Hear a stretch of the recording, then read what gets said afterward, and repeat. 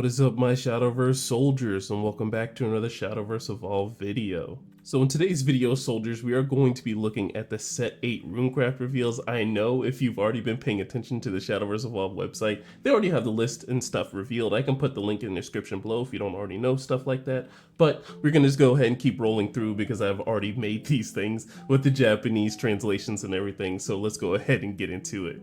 Alright, looking at our first card, we have Sweet Tooth Medusa, so she's a 4-cost 3/4. You can evolve her 2, and during your turn, whenever an enemy follower on the field is put into the cemetery, put a serpent token onto your field. When she comes into play, you search your deck for a card that originally cost 2 or less play points, reveal it, and add it to your hand. Alright, so looking at the transfer for Medusa being put from Abysscraft into Runecraft is pretty cute. I like how her Medusa snakes have like ribbons around them and everything. She's just turned into a fairy.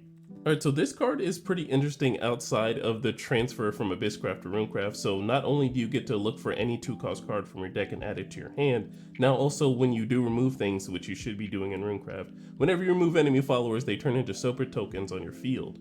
Alright, so then we have Medusa evolve, so she turns into a 4/5 and she still has the same ability. If an enemy follower on the field is sent to the cemetery, put a serpent token onto your field, but on evolve you select up to 2 enemy followers on the field and deal 5 damage divided between them. You can also quick to activate by putting 2 serpent tokens on your field into your cemetery, and the next card you play this turn costs 2 less to play. Alright, so do reminder, so it says anytime a opponent's follower is removed. So if you are able to get rid of 2 enemy followers dealing the 5, you can go ahead and use that quick activate ability in the same turn because it doesn't say once per turn. So there are a lot of routes that you can unlock using this, but it's very good removal for Runecraft in the future.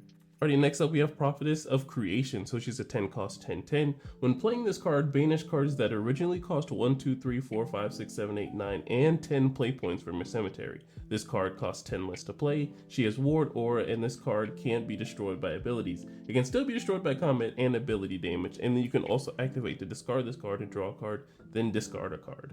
So this is a boss monster of a card. So one thing is being able to play this card for free is insane, but I think it's probably balanced very well because you're going to need to make sure you have every originally cost card, that of everything leading up to 10 in your cemetery, which will definitely take some time. Probably the lower numbers are very easy, but when you get into those cards like 9 and 8 and 7, then you might have a little bit of trouble. But I think with the cards that we're going to look at into the future, it might be a little easier. Alright, next up we have Unbodied Witch, so she's an 8-cost 7/7. You can evolve for 1, but when she comes into play you draw X cards. X equals the number of cards in your deck minus 5. Now when I tell you, you are speeding up the game process doing this, so if you're going to stall out as best as you can, go ahead and playing Unbodied Witch to draw all the cards in your deck minus 5. So you give yourself at least 5 turns outside of your draw turns and whatnot. I think you might be able to win the game if you don't already have everything established by then. Alright, then we're looking at the Unbodied Witch evolve, so she turns into a 7/7, but on evolve you put each other card on the field into the cemetery. Alright, so it's going to be one thing when you draw every single card in your deck minus 5. Now you've wiped the board, so now you and your opponent are even, and if you've already set up a pretty good 10, everything for Prophetess of Creation, I think that end phase for Unbodied Witch is going to be absolutely insane by, discarding your entire hand. So I think this can come up with some crazy concoctions of different decks that we might see in the future. Alright, next up we have Lovely Harmonica, so she's a 3-cost 2/3. When she comes into play, you choose one of the following. You can either 1, search your deck for a More Harmonica's Familiar and put it onto your field, or 2, put a More Harmonica's Familiar from your hand onto the field. You can also activate by engaging this card and a More Harmonica's Familiar on your field, and you select the enemy following the field and deal it 3 damage. So if you've watched my older videos, you would know that I like cards that have lots of value, so you get 2 for 1. So essentially you pay 3 for a Lovely Harmonica here, and then you can go ahead and get a More Harmonica's Familiar and put it onto the field. Whatever fanfare effects that Monica has, you'll be able to do them, and then you can also engage this card and that card and deal 3 damage to a follower. And next up we have Edict of Truth, so it's a 5-cost spell, and whenever a Rayo Omen of Truth is put onto your field, banish this card in your cemetery and you gain 1 evolution point. You look at the top 5 cards of your deck. From among them, you may reveal up to 2 cards that originally cost 3 or less play points and put them into your EX area. They cost 3 less to play this turn, and you put the remaining cards at the bottom of your deck in any order. It's finally good to see that we have a card that's like Rayo in terms of a spell card, and then also helping Rayo out too, because it's pretty awkward playing Rayo on 7 or even 8 and then not having enough play points to play him. But now with the spell card, you're able to do that from this card being in the cemetery, and then also using this ability to get at least 6 play points worth of play for 5. I think that's pretty nice. Alright, next up we have Elusa Magic Wonderkin. So she's a 1-cost 1/1 and you can evolve her for 2. And looking at the Elusa evolve, so she turned into a 2/2, but on evolve you search your deck for Arcana form follower and reveal it and add it to your hand. Alright, so I'm seeing that Arcana form is getting some support here. I'm going to be quite honest, I love Room to the bottom of my heart, but I do not pay attention to every single Arcana form follower there is in the game so far. I think there's a couple that are pretty nice, but I really do pay attention more to the mages like Merlin and stuff like that. Alright, and next up we have Mora Monica's Familiar, so it's a 1-cost 1/1, and when it comes into play you draw a card and then discard a card. Alright, so looking at Monica originally, you can go ahead and get this card from your deck and add it to your field from your hand or whatever you need to whenever you play Monica. So being able to go through your entire deck and then shuffle it up and then be able to draw and then discard is just very good, I think. Alright, next up we have Verdict Discovery, so it's a 2-cost quick spell. You draw 2 cards and you discard a card. So I think mostly this spell card is going to be used to help with the Prophetess of Creation, but this can also open up a lot of lines for spell chain, just because you're going to be doing this on your opponent's end phase. It's just amazing, drawing 2 cards and then discarding a card and then that card potentially being Trail of Light. I think that's just a gas turn.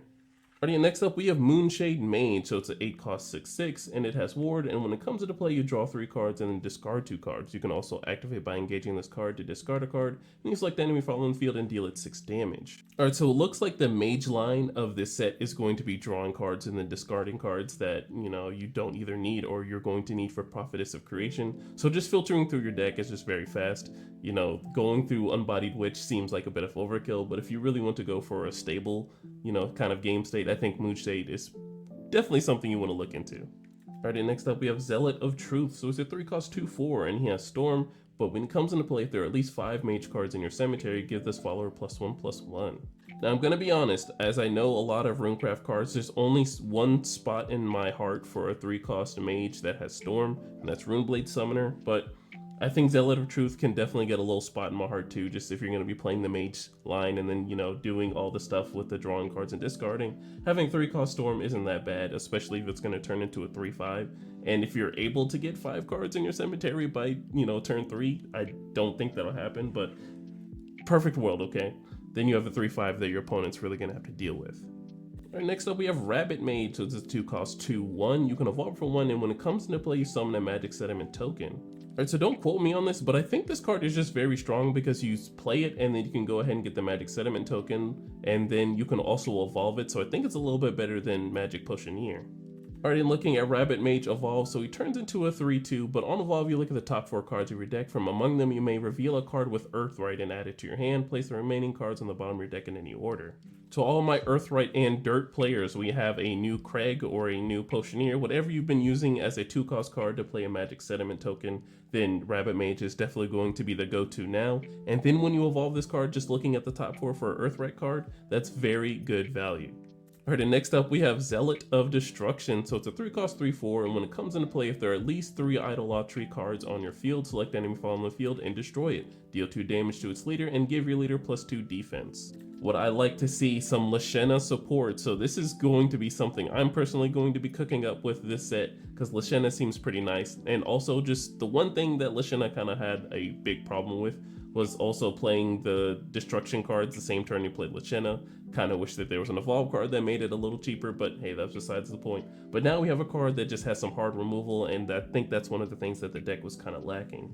Alrighty, and then next up we have Joy of Destruction, so it's a 0-cost spell, and if there's an Idolatry card on your field, recover 1 play point, and if there's a Lashena Omen of Destruction on your field, you draw a card. So this is what's going to be able to get our 2 Idolatry cards on the same turn. So we play Lashena. If we have this card into our hand, which we should if we're a very good rune player, we're going to play Lashena, then we're going to play this card, we're going to draw a card, and then we're going to get our 1 play point back to play Destruction in white, and our opponent's going to have to answer our Lashena, which usually is kind of awkward on turn 4. Like, she has some pretty good stats. I mean, some people can use certain cards and spell cards and whatnot to remove her, but it really does take a lot of play points to remove her if you're going to have like the very next turn after Lashena.